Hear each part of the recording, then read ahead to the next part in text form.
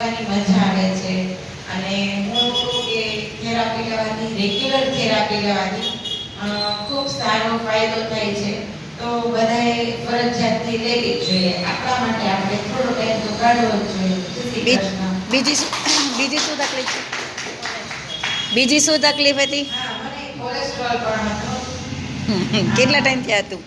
Cholesterol તો મને 3 વર્ષ પહેલા આવી ગયેલો હતો, બોર્ડર ઉપર હતો. પણ અહીંયા આવ્યા પછી મેં એક દિવસ પણ કોલેસ્ટ્રોલની દવા નથી ખાધેલી. કેટલો ટાઈમ પીધી? મેં અહીંયા હું 45 દિવસથી આવું છું, પણ અહીંયા આવ્યા ને તે દિવસથી જ મેં બંધ કરી દીધું કે મને રિઝલ્ટ ખબર પડે, મારે કન્ટિન્યુ રાખવું કે નહીં, પણ મને તકલીફ નથી થતી. અહીંયા આવ્યા પછી મેં એક દિવસ પણ દવા નથી પીધી.